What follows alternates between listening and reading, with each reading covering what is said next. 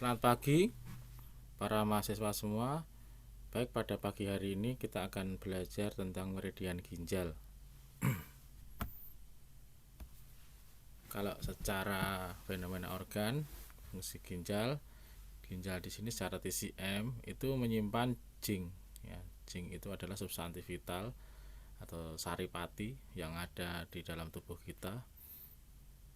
Dan zinc ini ditransformasikan menjadi Ci dan darah. Kembali berbicara tentang zinc.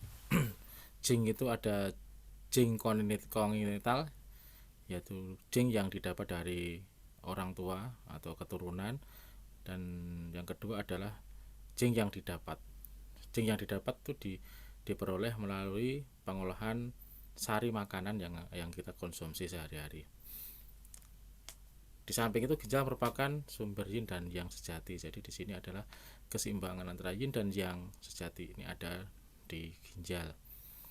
Kemudian ginjal ini terkait dengan zinc, Ci, dan darah, yin dan yang. Karena zinc berasal dari orang tua, tadi zinc kongenital, untuk membentuk kondisi tubuh saat kehamilan. Jadi ini memang bekerja mulai dari konsepsi, ya, mulai dari pembuahan. Kemudian ini zinc ini bekerja membentuk fetus, membentuk janin pada saat kehamilan. Sangat berperan di sini dalam reproduksi. Kemudian pada TCM menyebut ginjal sebagai dasar prenatal kehidupan. Jadi ginjal ini sebagai dasar awal mula dari kehidupan manusia. Perjalanan meridian ginjal. Meridian ginjal dimulai dari telapak kaki, terus melingkar di mata kaki, kemudian naik di kaki bagian dalam sampai di pangkal paha. Bercabang dua, sebuah cabangnya masuk ke meridian luar, sedangkan cabang yang lain masuk ke tulang ekor. Kemudian naik menyusuri tulang tersebut sampai ke ginjal, kandung kemih, kemudian ke hati dan juga ke paru, dan sampai di pangkal lidah. Meridian luar yang menjalar ke atas perut di antara meridian lambung dan garis tengah badan, dan berakhir di tulang selangka. Ya, dari dua cabang, ya, yang cabang yang keluar tadi. Nah, ini kalau kita lihat di gambar, ya, mulai dari sini dan masuk ke sampai ke pangkal lidah, dan ada yang dari luar lidah ke sini, ya.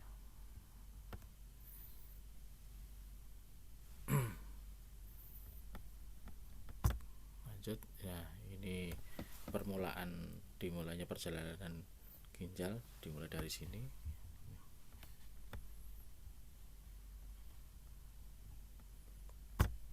Oke, kita mulai membahas titik per titik.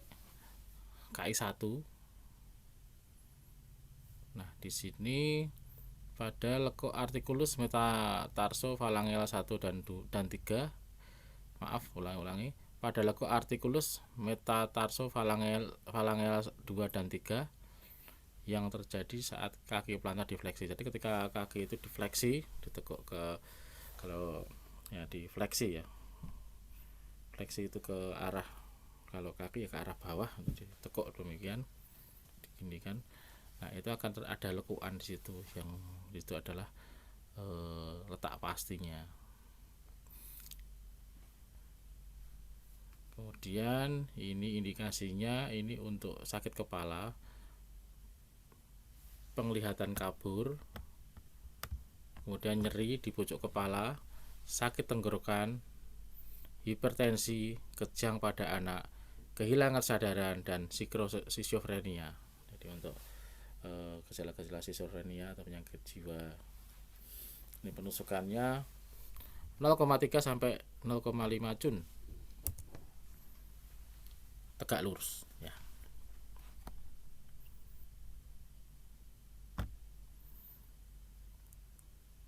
Kemudian KI2.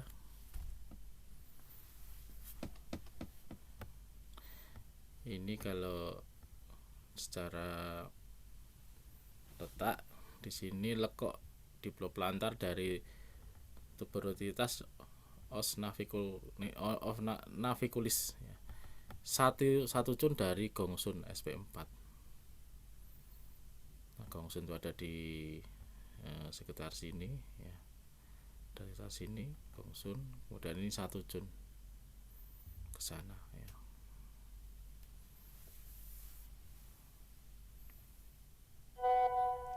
Jadi Gongsun kita ada di sini ya. Ini di sini. Nah, kalau dilihat di kaki yang sebenarnya di sini ya. Di sini ada lekuan ya. Di sini ya ada lekuan. Nah, indikasinya untuk perutus vulva. Jadi jika di vulva ada gejala gatal-gatal ya. Prolapsus uterus ya, ini untuk uterus terjadi prolaps, jadi nyeri ya, nyeri. Kemungkinan di situ ada sesuatu benda asing tertinggal. Kemudian menstruasi tidak teratur, emisi seminal,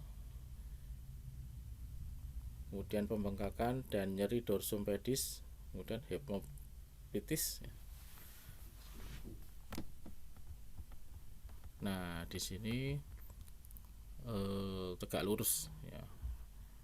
Atau miring dari medial ke lateral 0,3 sampai 1 jun nusukannya ini.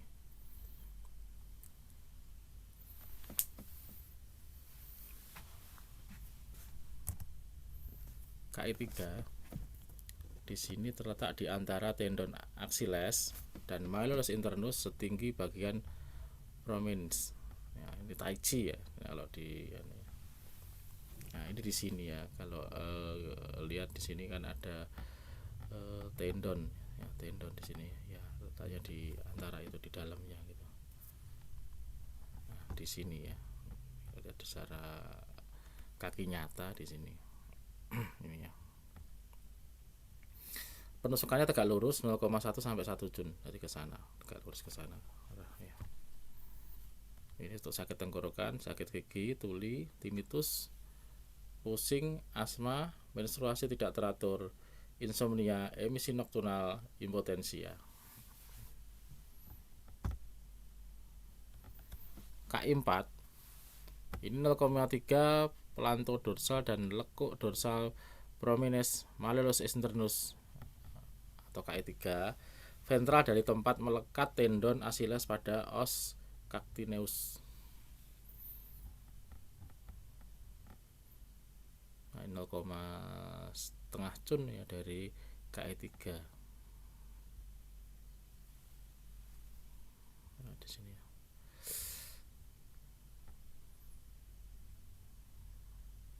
Jadi ke sini kemudian ditarik ke sini. Kalau di dalam sebelah sini tusukannya 0,3 sampai 0,5 cun. Indikasinya untuk kekakuan dan nyeri pada daerah lumbosakral, hemoptysis, konstipasi, nyeri tumit dan asma. Kemudian KI5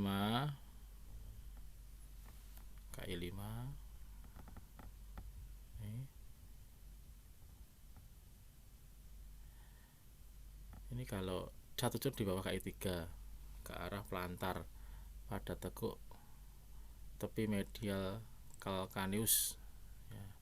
Ini KI4 tadi ya, ini 4,5 cun ya, dari sini. Kemudian kalau ini ke arah sini 1 cun. Tusukan tegak lurus 0,3 sampai 0,5 ya. Amenore ini tidak terjadi menstruasi tidak teratur, disminor, prolapsus uterus, penglihatan kabur. Itu indikasinya.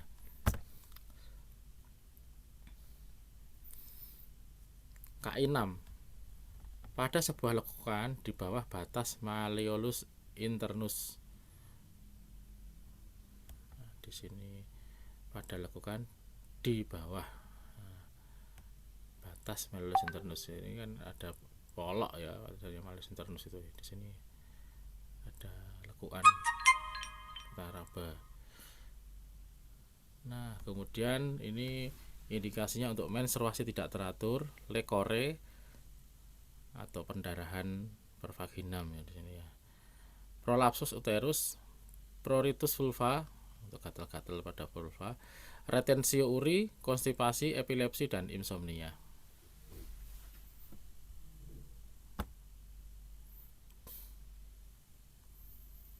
KI7 di sini ada duoden proksimal KI3 pada tepi ventral tendon Achilles.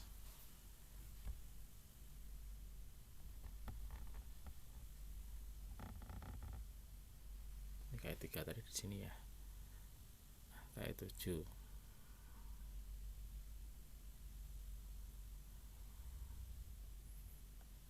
Di sini ya, KI7. Ini kira-kira duoden proksimal ya ke atas dari KI3. Ini menyusuri tepi dari tendon Achilles.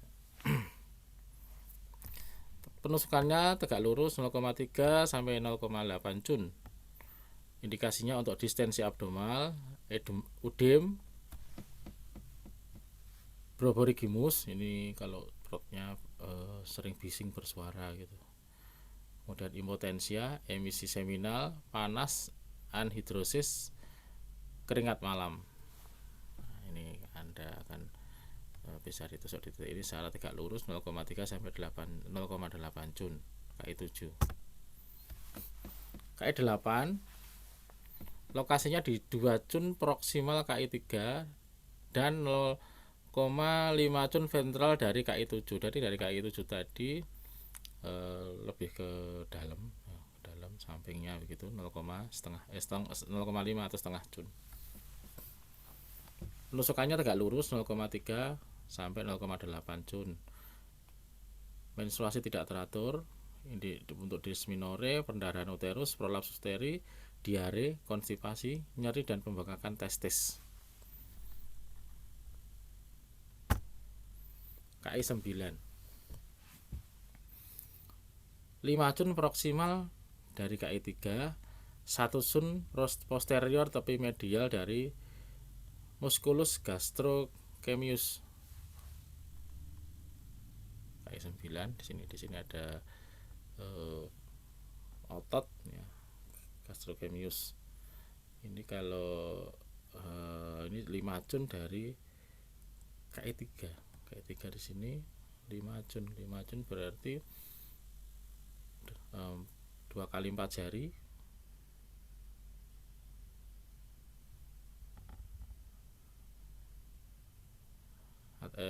atau ke atas ya. Kalau 4 jari kan 3 cun ya, 3 cun berarti ditambah 2 lagi 2 cun. Ini hitungnya berarti begitu. Nanti setelah itu keluar 1 cun dari tepi medial musculus gastrocnemius. Ini muskulusnya kan di sini, ini keluar. Indikasinya untuk pandangan nyeri di pandangan medial kaki. Kemudian gangguan mental, nyeri karena hernia atau juga muntah. KI10 ini pada ujung medial garis lipat lutut ya. Ini kalau lutut ditekuk, kemudian di sini ujungnya ada lekukan lipatan lutut di sini. KI10 setinggi BL40 antara tendon semitendinosus dan tendon semimembranosus. Ada 2 tendon di sini antaranya.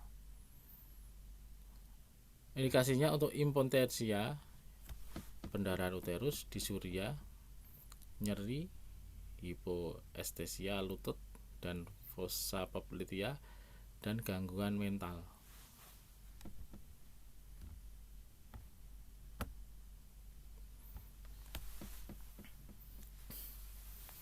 KI11 nyeri di genitalis ini untuk letaknya 0,5 cun dari meridian Ren garis lateral perut ke 1.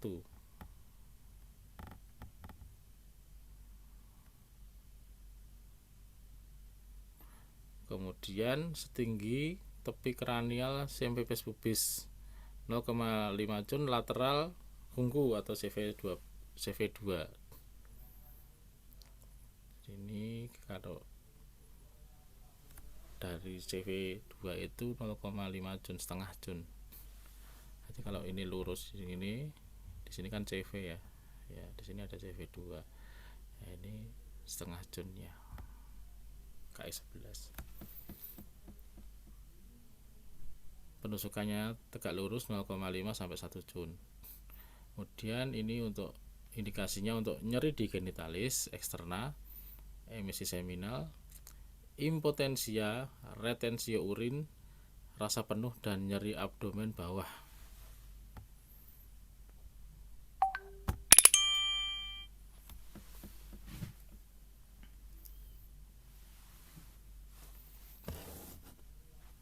KI 12.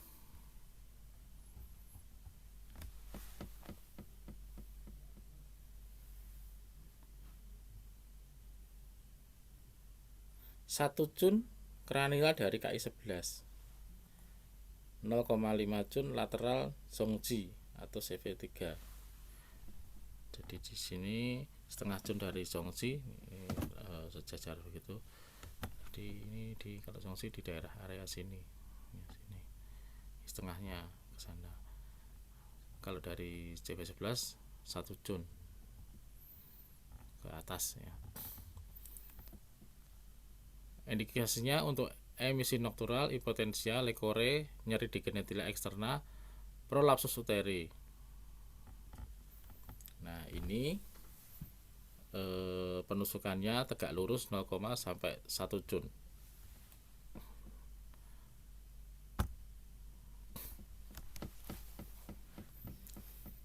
Dan untuk KI 13,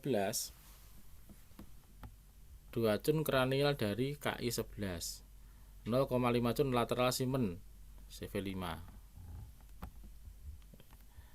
Indikasinya untuk menstruasi tidak latur, dismenor, disuria, dan nyeri abdomen. Penusukannya tegak lurus 0,5 sampai 1 cun. KI 14,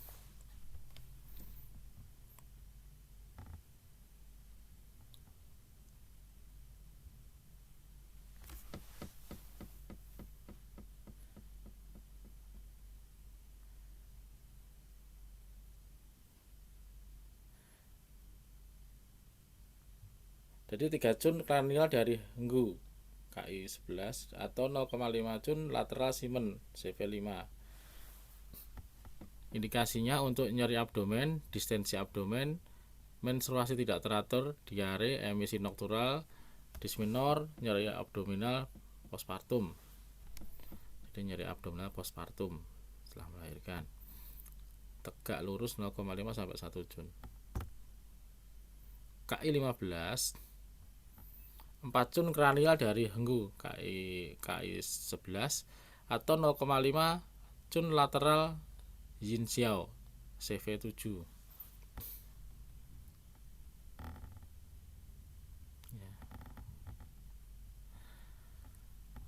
Indikasinya untuk menstruasi tidak teratur, nyeri abdominal, dan konstipasi.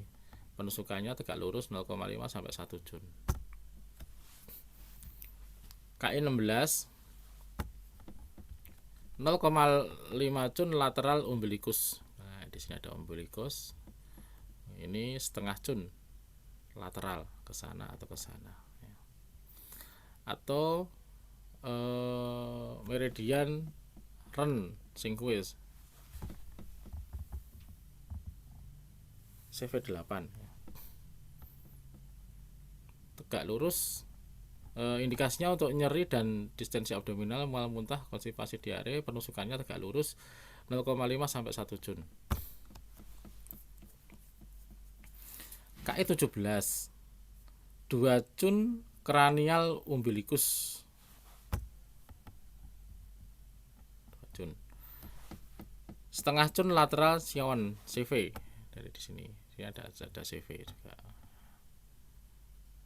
Setengah cun. Kemudian ini indikasinya untuk nyeri abdominal, distensi abdomen, diare, konstipasi, mual, muntah. Penusukannya tegak lurus 0,5 sampai 1 Jun.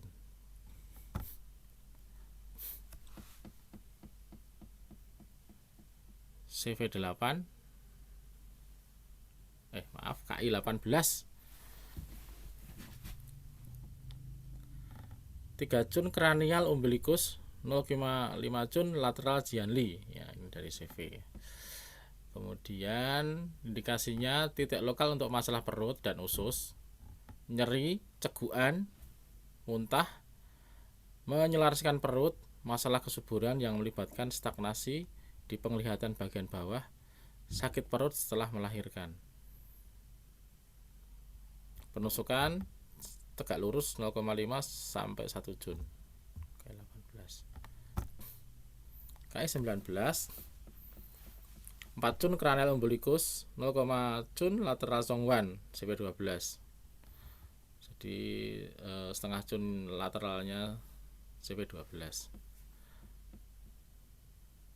Indikasi untuk berbigimus, ya, perut, nyeri abdomen, nyeri epigastrium, konstipasi, muntah.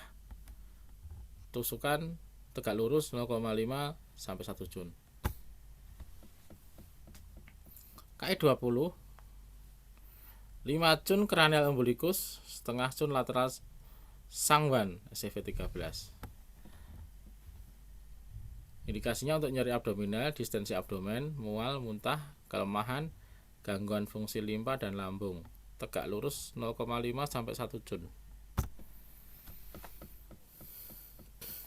KE 21 6 Jun kranial umbilikus, setengah Jun lateral jugue, CV14. Indikasinya untuk nyeri di dada dan daerah hipokondrium, gangguan pencernaan, muntah, diare, mual, morning sickness. Tusukan tegak lurus 0,3 sampai 0,7 Jun. KI 22 2 Jun lateral meridian ren, tadi 2 Jun lateral di celah iga 5. Nanti diurutkan, ada iga nomor 5 di celahnya, ya. Celah iga 5, 2 Jun lateral sungting atau CV16. Jadi dari CV16 itu 2 Jun ya ke lateral. Indikasinya batuk, asma, distensi dan rasa penuh di dada, hipokondrium, muntah dan anoreksia. Tusukan miring 0,3 sampai 0,5 Jun. KI 23 KI 23 itu 2 Jun lateral tacong, CV17. Dari tacong itu 2 Jun lateralnya. Sini. Indikasinya untuk batuk, asma, rasa penuh di dada, darah hipokondrium, kemudian mastitis dan juga anoreksia. Tusukannya miring 0,3 sampai 0,5 Jun. Jadi di daerah dada tusukannya miring, ya. Ini karena ini daerah dekat dengan organ dalam paru. Jadi harus hati-hati. Tusukannya miring supaya tidak terjadi tusukan yang masuk ke pleura paru. Jadi nanti bisa bocor paru-parunya.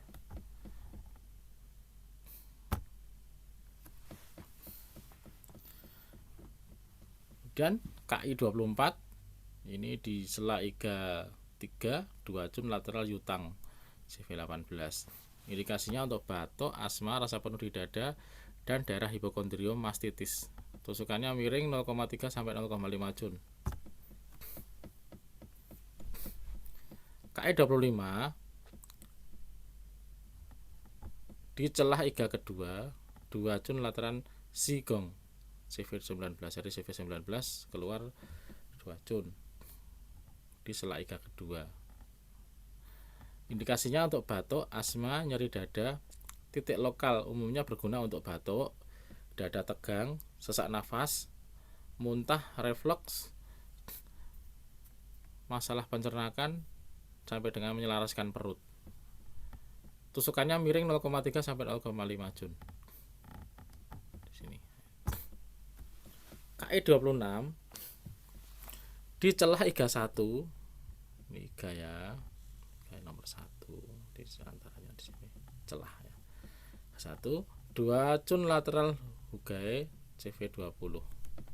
Indikasinya untuk batuk, asma, penimbunan dahak, rasa penuh di dada dan daerah hipokondrium.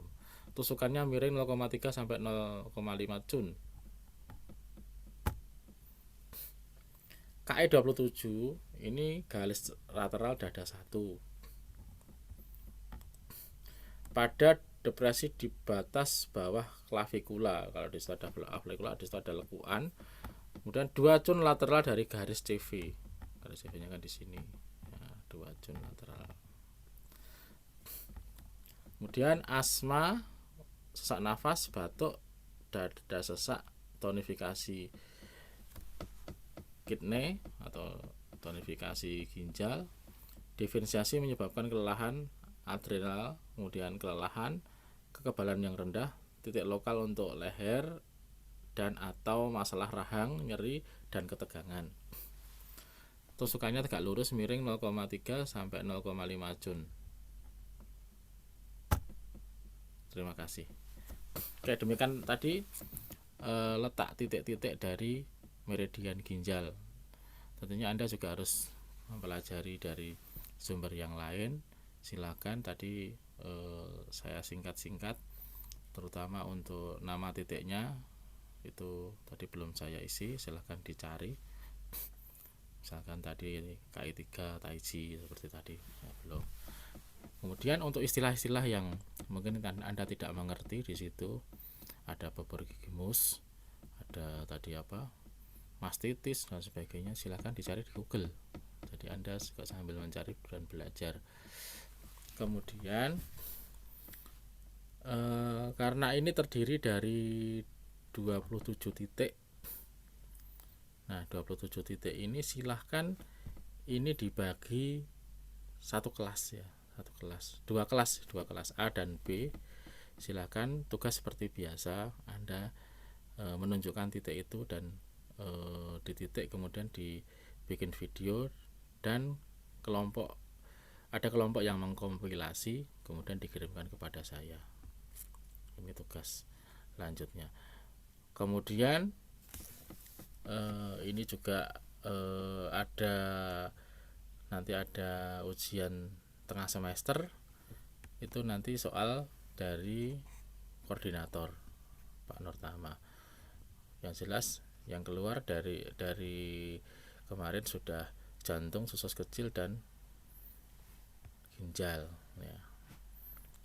Mari silahkan Anda bisa belajar dan tugasnya dikumpulkan.